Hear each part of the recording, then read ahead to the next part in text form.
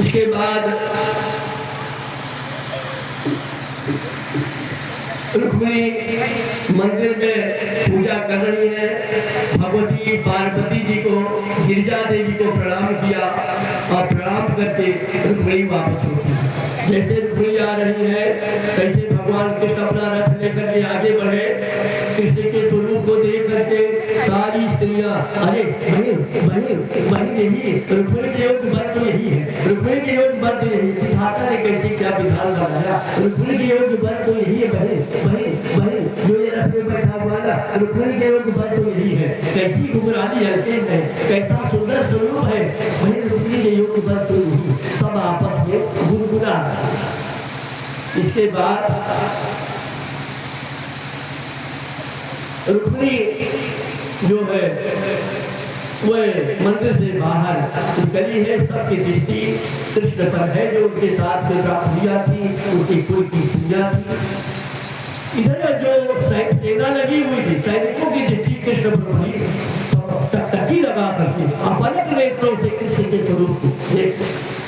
इतने में रुक्मिणी रथ में चढ़ना ही चाहती है। भगवान श्री कृष्ण ने रुक्मिणी का हाथ पकड़ा और पकड़ करके रथ में खींच लिया और रुक्मिणी को बैठाया। रुक्मिणी ने पीछा कर लिया, रुक्मिणी ने पीछा कर लिया और प्रतिज्ञा। इधर बलराम जी भी पहुंच गए हैं। बलराम जी जरासंध शिशुपाल की बारात में मगध ने जरासंध जो विश्व का सबसे प्रतापी राजा था, कलुष भौमासुर और इधर मिथ्या वासुदेव इत्यादि सब काशी नरेश, ये सब रुक्मिणी के यहाँ पहुंचे हैं।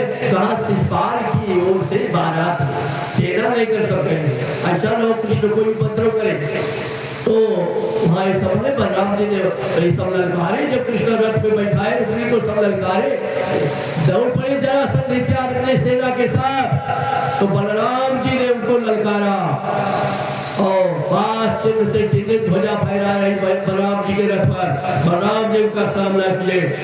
इधर बलराम जी युद्ध कर रहे हैं, उधर भगवान कृष्ण रथ लेकर के आगे बढ़े। साधु नाम का साथी रथ लेकर के जा रहा है। तो फिर रास्ते में अब रुक्मिणी ने पीछा किया। रुक्मिणी ने प्रतिज्ञा किया कि यदि मैं अपने बहन को वापस न ला सका और कृष्ण को न मार सका तो यहाँ विदर्भ देश में कुंतीपुर में अपने पिता को मुख नहीं दिखाऊंगा। ये प्रतिज्ञा किया रुक्मिणी ने और रुक्मिणी उधर चल पड़ा। रुक्मिणी ने पीछा किया, रुक्मिणी बाणों की बौछार कर रहा है। अंत में भगवान कृष्ण ने रथ को रोक दिया और रुक्मिणी का सामना किया। और संक्षेप में रुक्मिणी का सामना हुआ। रुक्मिणी भगवान कृष्ण के द्वारा हताहत हुआ। रुक्मिणी का रथ टूट गया। अंत में रुक्मिणी को कैद किया। रुक्मिणी के दुपट्टे से रुक्मिणी का दोनों हाथ बांध दिया और उसका केस घुमा दिया, उसे कुरूप कर दिया। रुक्मिणी को रुक्मिणी प्रतिज्ञा करके गया था यदि मैं अपनी बहन रुक्मिणी को वापस न ला सका और कृष्ण को न मार सका, पराजित न कर सका तो अपने पिता को मुख नहीं दिखाऊंगा। रुक्मिणी लौट करके नहीं आया। रुक्मिणी लौट करके नहीं आया और रुक्मिणी लौट करके नहीं आया और रुक्मिणी ने एक नगर बसाया, भोजकट नाम का नगर, भोजकट नाम का नगर बसाया और रुक्मिणी वहीं निवास करने लगा। ये कथा श्रीमद् भागवत महापुराण दशम स्कंदोत्तरायण से आप लोग श्रवण कर रहे हैं। तो इसके बाद अब भोजकट में वो निवास कर रहा है। भगवान श्री कृष्ण का 8 पटरानियां थी। रुक्मिणी को यहाँ ले आए। वैदिक रीत से समय आने पर भगवान श्री कृष्ण ने रुक्मिणी को स्वीकार किया। अवंतीपुरी उज्जैन के राजा बिंद और अनुबिंद थे। बिंद और अनुबिंद की माता राजाधिदेवी जो भगवान श्री कृष्ण की फुआ थी। राजाधिदेवी की एक कन्या थी जिसका नाम था मित्रबिंदा। वहाँ अवंतीपुरी उज्जैन में स्वयंवर हो रहा है। स्वयंवर में इन्होंने विजय प्राप्त किया।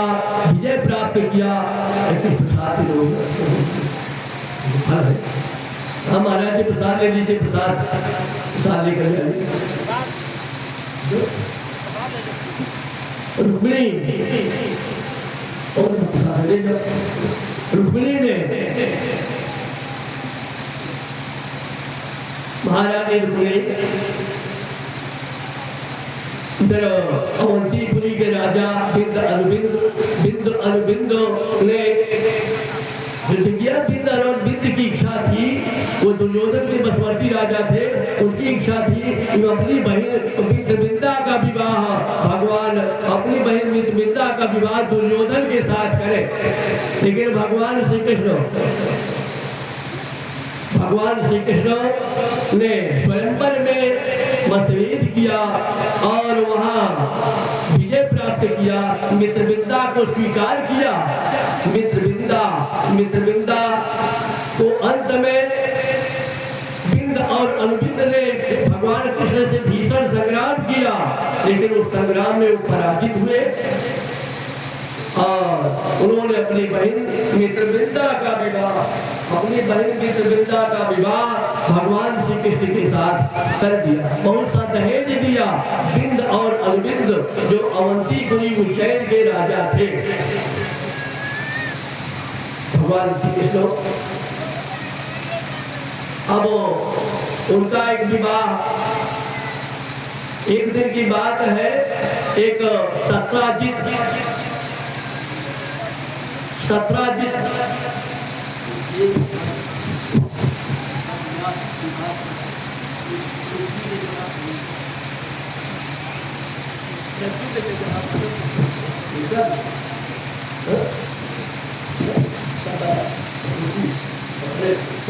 हाँ, तो हुआ क्या? तो इधर हुआ क्या? एक सत्राजित और प्रसिद्ध सत्राजित जो था सूर्य भगवान का उपासक था। सत्राजित अपने गले में एक मणि धारण की हुई और वो उधर द्वारकापुरी के राज दरबार के सामने से निकला। उसके मणि से सूर्य जैसा प्रकाश निकल रहा था और मणि ऐसी थी कि अंधेरे में रख दिया जाए तो वहां प्रकाश हो जाता है। सत्राजित उधर से निकला। भगवान श्री कृष्ण की दृष्टि पड़ी और सबकी दृष्टि पड़ी और सबने कहा सत्राजित से, ये मणि तो भगवान कृष्ण के पास शोभा देगी, लेकिन सत्राजित ने अनसुनी कर दिया। सत्राजित ने अनसुनी कर दिया और सत्राजित वहां से चला गया। जब सत्राजित चला गया तो एक दिन की बात है, प्रसेन जी जो सत्राजित का छोटा भाई, यद्यपि विद्वानों ने कहा था इस मणि को कोई धारण नहीं करेगा, इस मणि को भगवान के किसी मंदिर में, किसी देवालय में इसको स्थापित कर दिया जाए, लेकिन सत्राजित का भाई प्रसेन जी उसने इस मणि को धारण कर लिया।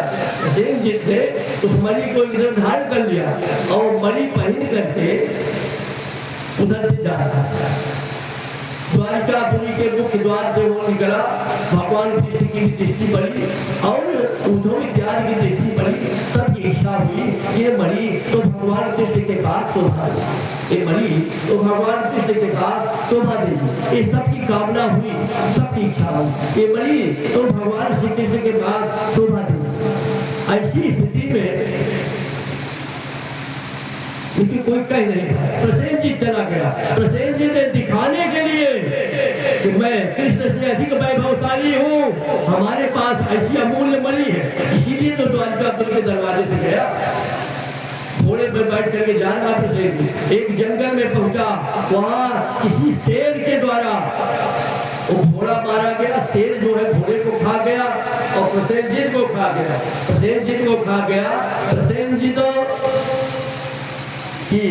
के शरीर का ढांचा पड़ा हुआ, थोड़े को खा गया,